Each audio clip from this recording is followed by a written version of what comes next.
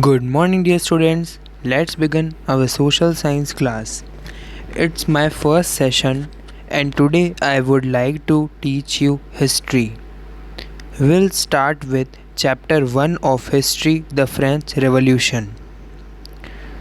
Now, where is France? The first common question. So, France is located in Europe and is the capital. Now, what happened in history? Why was a revolution caused in France?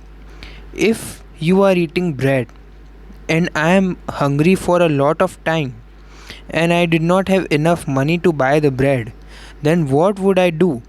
I would have snatched that bread away from you, or I would have killed you because of that bread. Because for you it is cheap and for me it is very expensive. These all the things happened between people of France and it led to French Revolution. We will start this story with 14 July 1789 in the city of Paris. Now let's read the story. On the morning of 14 July 1789, the city of Paris was in a state of alarm.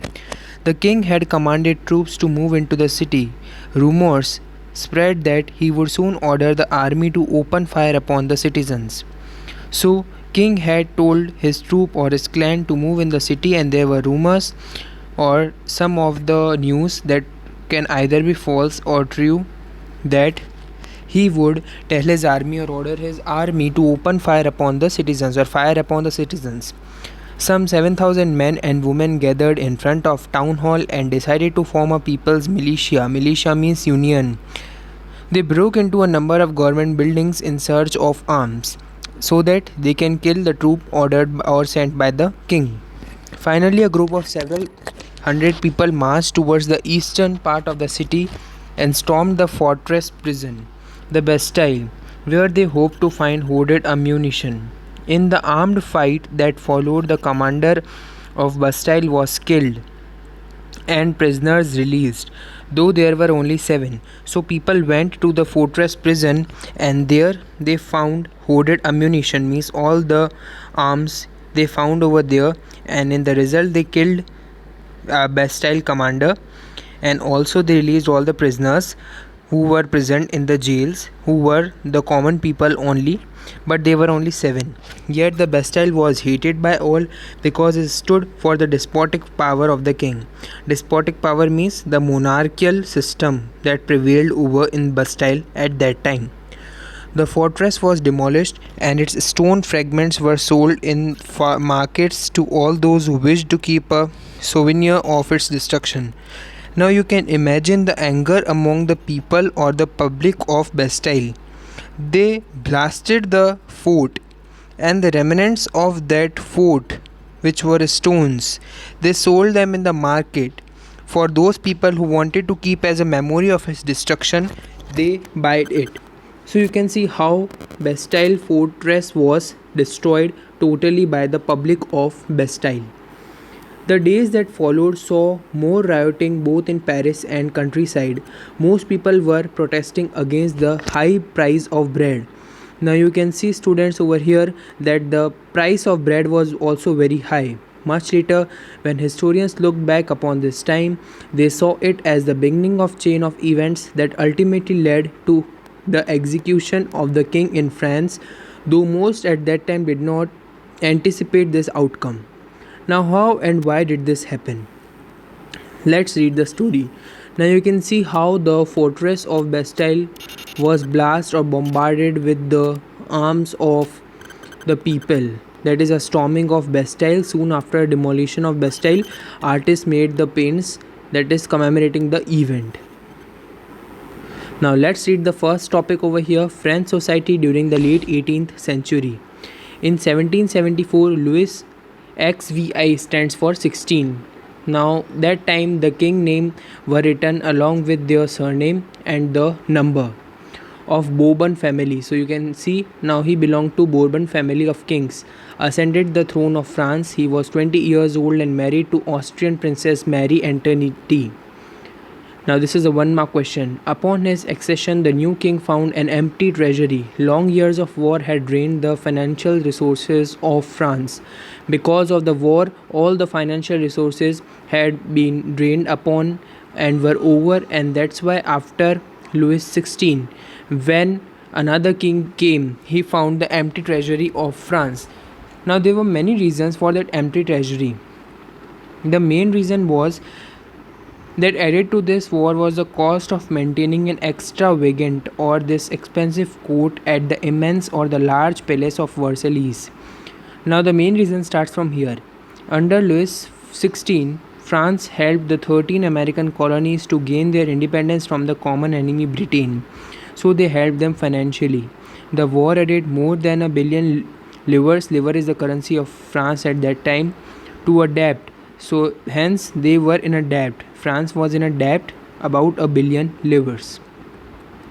That had already risen to more than 2 billion livres. Now you can see how the condition of France became harsh as they were in a debt of about 2 billion livres. Now you can understand what is the meaning of billion. Lenders who gave the state credit now began to charge 10% interest on the loans. So the French government was obliged to spend an increasing percentage of its budget on interest payments alone. To meet its regular expenses such as cost of maintaining an army, the court, running government offices or universities, the state was forced to increase the taxes. And as a result, yet even this measure would not have sufficed. French society in 18th century was divided into 3 estates, and only the member of 3rd estate paid taxes.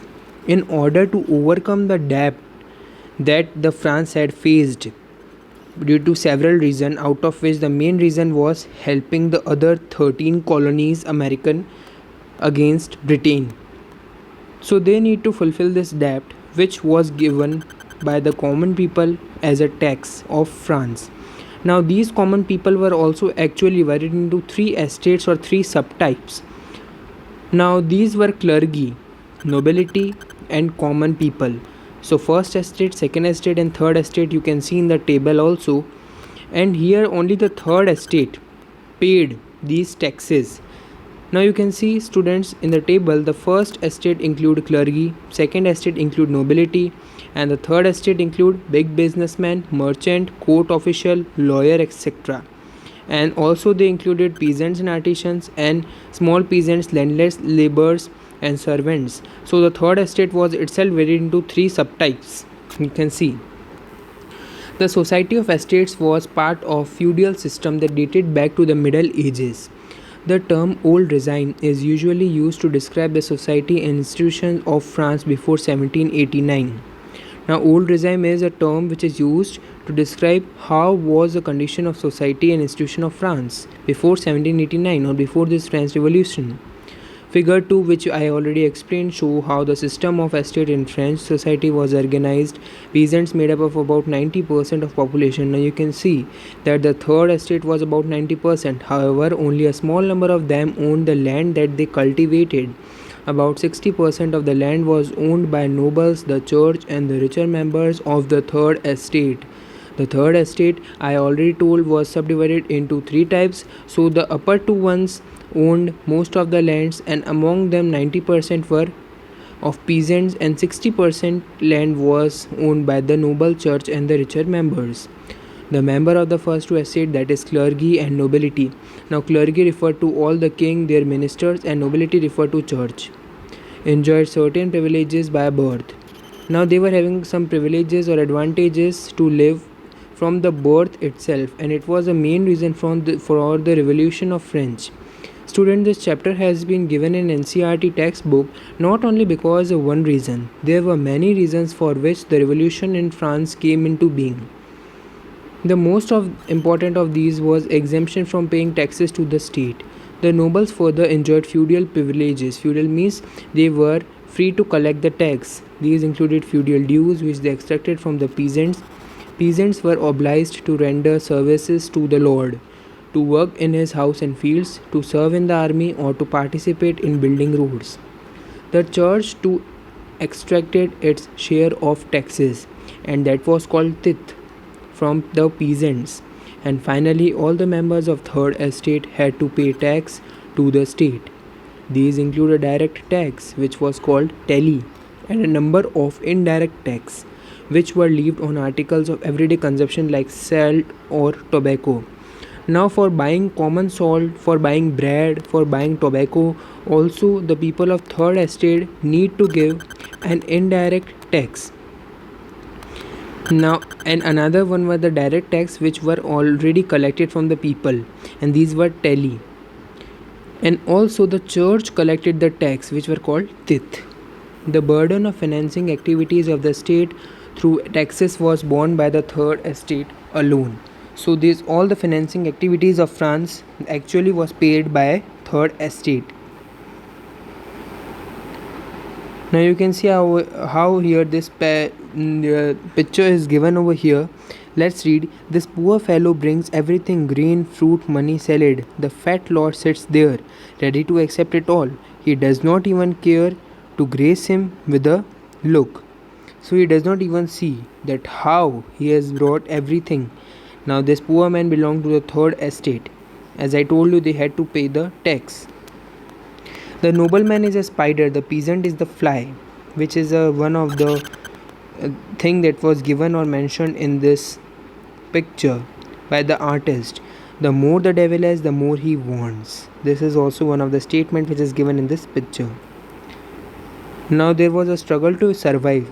Students, when we are reading the story, I also wanted to remind you again and again, these are all very important 1 mark question, 3 mark question and 5 mark question. I want you all to write these all the things in your copy. Now the struggle of survive, you can write in your copy the question as describe the hardship which was done by which was prevailing in the French during the 17th century. Now the population of France rose from 23 million in 1715 to 28 million in 1789. Now you can see, so about 5 million population increased in these years. This led to a rapid increase in the demand for food grains, because as the population was increasing, more and more food grains were required by the public.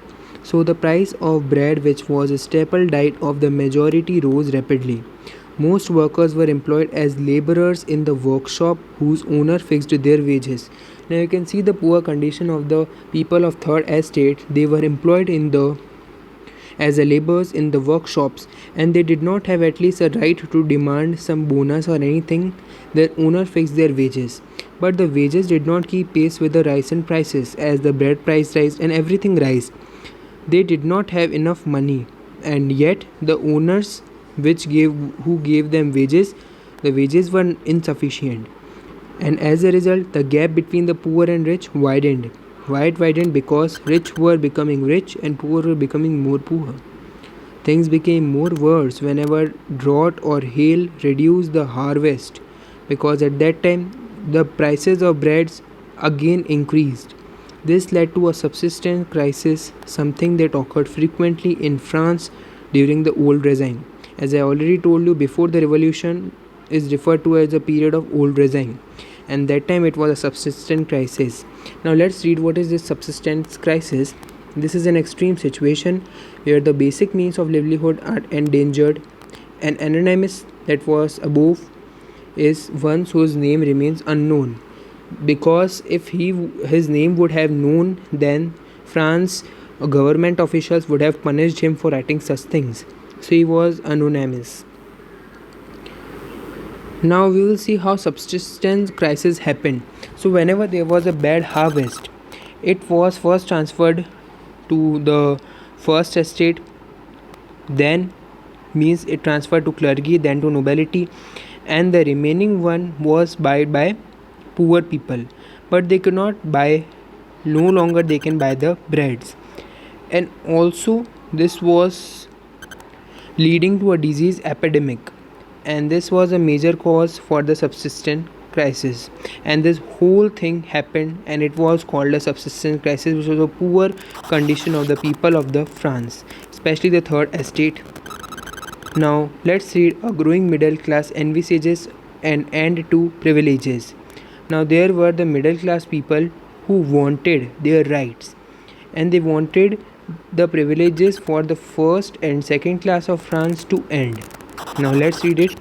In the past, peasants and workers had participated in revolts against increasing taxes and food scarcity, but they lacked the means and programs to carry out full scale measures that would bring about a change in social and economic order. This was left to those groups within the Third Estate who had become prosperous and had access to education and new ideas. The 18th century witnessed the emergence of social groups termed the middle class who earned their wealth through an expanded overseas trade from the manufacture of goods such as woolen and silk textile that were either exported or bought by richer members of the society. In addition to merchants and manufacturers, the third estate included professions such as lawyer or administrative officials. All of these were educated and believed that no group in society should be privileged by birth.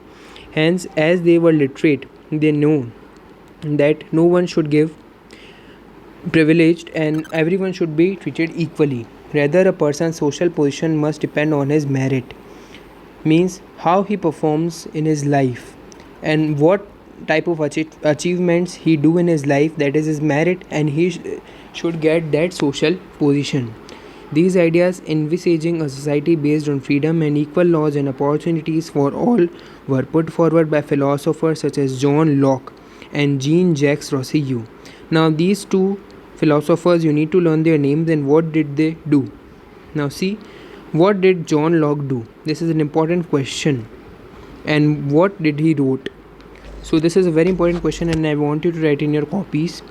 In his two treatises of government, okay, Locke sought to refute the doctrine of divine and absolute right of monarch. Now they did not wanted. Now Locke did not wanted the rights for monarch and of doctrine of divine.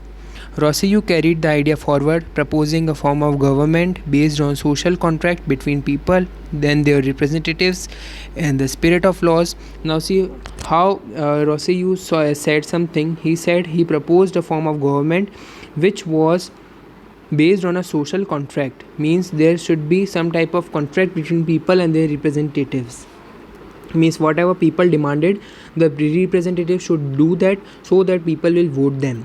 And in the spirit of laws, which was written by Montesquieu, proposed a division of power within the government between legislative, executive and judiciary. Now there is an irony, students, over here. You can see still in our country we have these three types of government, and Montesquieu said it that time. That's why this question becomes very important. Who was the author of Spirit of Laws and what did he mention in that? This model of government was put into force in USA after the 13 colonies declared their independence from Britain. The American Constitution and its guarantee of individual rights was an important example for political thinkers in France. Now the idea of these philosophers were discussed intensively in salon and coffee house and spread among the people through books and newspapers because everyone appreciated these three thinkers' ideas. They were frequently read aloud in the groups for the benefit to those who could not read and write. The news that Louis XVI planned to impose further taxes to be able to meet the expenses of the state generated the anger and protest against the system of privileges. Since the people were now becoming conscious about what they were doing and they also became alert now on further increasing of taxes that were imposed by Louis XVI on the common people of France caused a widespread anger. Now what did it resulted into and what things happened thereafter we'll be reading in our next class. So that's all for the day. Thank you and have a nice day.